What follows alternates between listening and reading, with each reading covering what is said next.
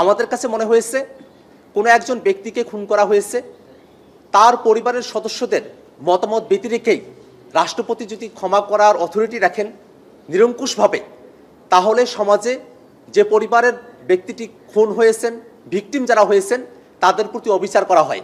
অতএব সে পরিবার যেন কম্পেনসেশন পায়, সে পরিবারের সম্মতি নিয়েই যেন রাষ্ট্রপতি ক্ষমা প্রদর্শনের দিকে অগ্রসর হয়, এই বিষয়গুলো নিয়ে আজকের হাউজে ঐক্যমত্য তৈরি হয়েছে। একই সাথে বাংলাদেশের যে বিচার ব্যবস্থা, সেই বিচার ব্যবস্থা নিয়ে আমাদের অনেক দুঃখের জায়গা রয়েছে, আক্ষেপের জায়গা রয়েছে, হতাশার জায়গা রয়েছে। বাংলাদেশে এখন প্রায় 20 কোটি জনসংখ্যার একটি দেশ। আমাদের ঢাকা শহরে সুপ্রিম কোর্টের অধীনস্থ একটি অ্যাপিলেট ডিভিশন এবং একটি হাইকোর্ট ডিভিশন রয়েছে। অ্যাপিলেট ডিভিশন এবং হাইকোর্ট ডিভিশন মিলিয়ে কয়েক লক্ষ মামলা সেখানে পেন্ডিং। মাত্র 100 জনের মতো বিচারপতি তারাই মামলাগুলো দেখভাল করে থাকেন এবং সারা দেশের মানুষকে হাইকোর্টের একটা মামলার জন্য সেই পঞ্চগড় থেকে, সেই কক্সবাজার থেকে তাদেরকে ঢাকায় আসতে হয় এবং এই যে দীর্ঘ একটা প্রক্রিয়ার মধ্য দিয়ে তাদেরকে যেতে হয়, তার মধ্য দিয়ে যে সময় এবং যে খরচ তাদেরকে বহন করতে হয়, যে কষ্ট এবং ভোগান্তির মধ্য দিয়ে মানুষকে যেতে হয়, সে জায়গা থেকে বেরোয় আসার একটা প্রস্তাবনা আজকে এসেছে। আজকে ঐক্যমত্য কমিশনের তরফ থেকে প্রস্তাব করা হয়েছে যে বাংলাদেশে সুপ্রিম কোর্টের, হাইকোর্টের যে বেঞ্চ ঢাকায় রয়েছে, ঠিক তেমনইভাবে বাংলাদেশের প্রত্যেকটা বিভাগীয় শহরে একটি করে হাইকোর্টের স্থায়ী বেঞ্চ স্থাপন করা হবে। আমরা এই প্রস্তাবের সঙ্গে একমত হয়েছি এবং আমরা মনে করি বাংলাদেশের বিচার ব্যবস্থাকে জনগণের দোরগোড়ায় নিয়ে যেতে হলে, বাংলাদেশের বিচার ব্যবস্থার মধ্য দিয়ে সত্যিকার অর্থে ন্যায় বিচার প্রতিষ্ঠা করতে হলে অবশ্যই বিভাগীয় শহরগুলোতে হাইকোর্টের স্থায়ী বেঞ্চ স্থাপন করতে হবে। আজকের আলোচনার সময়টাতে বিএনপির তরফ থেকে স্থায়ী বেঞ্চের পরিবর্তে সার্কিট বেঞ্চের কথা বলা হয়েছিল, কিন্তু আলাপ আলোচনার মধ্য দিয়ে রাজনৈতিক দলগুলোর প্রত্যেকের অভিমতের ভিত্তিতে সর্বশেষ এই সিদ্ধান্তই গৃহীত হয়েছে যে বিভাগীয় শহরগুলোতে সার্কিট বেঞ্চ নয়, সেখানে স্থায়ী বেঞ্চই স্থাপন করা হবে।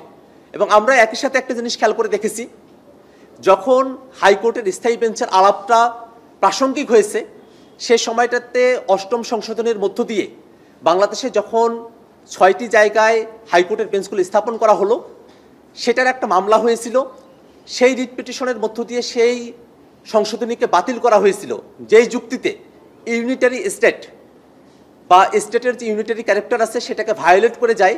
এই যুক্তির বিপক্ষে গিয়ে বা এই যুক্তিকে পাশ কাটিয়েই যেন স্থায়ী বেঞ্চগুলো স্থাপন করা হয়, তার ব্যাপারে আমরা একমত হয়েছি।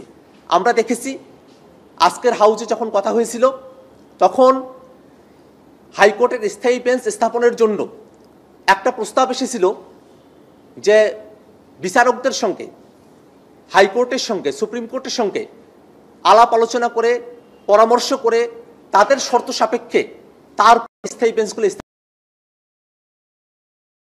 জানিয়েছে যে গণ অভ্যুত্থানের প্রেক্ষিতে আজকের এই ঐক্যমত্য কমিশনে আমরা এসে বসেছি। সেই গণ অভ্যুত্থানের শক্তি, সেই গণ অভ্যুত্থানের মেসেজ, সেই গণ অভ্যুত্থানের আকাঙ্ক্ষাকে আমাদেরকে ধারণ করতে হবে এবং ঐক্যমত্য কমিশনের দায়িত্ব হলো আমরা যে বিষয়গুলোতে রাজনৈতিকভাবে রাজনৈতিক দলগুলো, পক্ষগুলো আমরা সংস্কারের বিষয়ে একমত হব, সেই একমতের বিষয়ে আমাদেরকে দৃঢ় থাকতে হবে। সংস্কারের বিষয়ে রাজনৈতিক দলগুলোকে দৃঢ় থাকতে হবে, ঐক্যমত্য কমিশনকে দৃঢ় থাকতে হবে। রাষ্ট্রের যে প্রতিষ্ঠান, যে ব্যবস্থা, যে বন্দোবস্তের বিষয়ে নতুন করে আমাদেরকে সিদ্ধান্ত গ্রহণ করতে হচ্ছে, সেই সিদ্ধান্তগুলো যাতে রাষ্ট্রের সকল পর্যায়ে বাস্তবায়িত হয়, সেই সিদ্ধান্ত আমাদেরকে গ্রহণ করতে হবে, যার মধ্য দিয়ে যে ন্যায় বিচারের কথা, জাস্টিসের কথা, সেটা পুরোপুরি উপেক্ষিত থেকেছে, অন্যায় হয়েছে, মানুষের সঙ্গে অবিচার করা হয়েছে।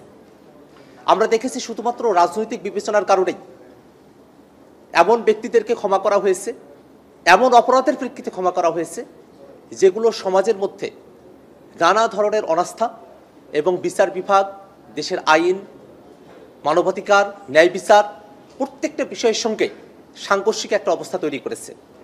সে জায়গায় সংবিধানে প্রদত্ত রাষ্ট্রপতির ক্ষমা প্রদর্শনের যে ক্ষমতা এবং আমাদের পেনাল কোডে বর্ণিত সরকারের ক্ষমা প্রদর্শনের যে ক্ষমতা আছে, সেটাকে আগের মতো করে না রেখে বরং নতুন একটি আইনের মধ্য দিয়ে একটি বোর্ড গঠন করে সেই বোর্ডের সুপারিশের ভিত্তিতে রাষ্ট্রপতি ক্ষমা প্রদর্শন করবেন। এই বিষয়ের সঙ্গে আজকে ঐক্যমত্য কমিশনের প্রস্তাবের বিষয়ে রাজনৈতিক দলগুলো সবাই একমত হয়েছে।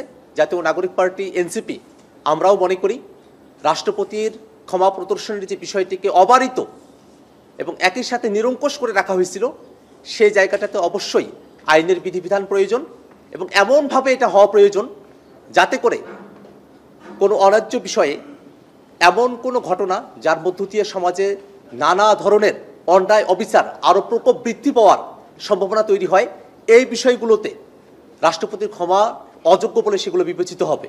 একই সাথে কোনো একজন ব্যক্তি পর্যায়ের যদি সেই অপরাধটি হয়ে থাকে, তাকে যদি খুন করা হয় বা কোনো একটা বড় অন্যায়ের মধ্য দিয়ে তাদেরকে যেতে হয়, সেক্ষেত্রে ভিকটিম এবং তার পরিবার তাদের কনসার্ন নিয়ে সম্মতি নিয়ে তারপরেই যেন রাষ্ট্রপতি ক্ষমা করেন, এই প্রস্তাবও আমরা আজকে হাউজে উত্থাপন করেছি। নিরঙ্কুশভাবে এবং অবারিতভাবে রাষ্ট্রপতি ক্ষমা প্রদর্শন করতে পারতেন, সেই বিধানকে আইনের ফ্রেমওয়ার্কের মধ্যে নিয়ে এসে একটা পদ্ধতিগতভাবে রাষ্ট্রপতির এই ক্ষমা প্রদর্শনের যে বিষয়টি সেটাকে নির্ধারিত করা। আমরা দেখেছি বাংলাদেশে বিগত সময়ে রাষ্ট্রপতির ক্ষমার মধ্য দিয়ে এমন এমন ব্যক্তিদেরকে ক্ষমা প্রদর্শন করা হয়েছে, লক্ষ্মীপুরের বিপ্লব সহ অনেক শীর্ষ সন্ত্রাসী তারা মুক্তি পেয়েছেন।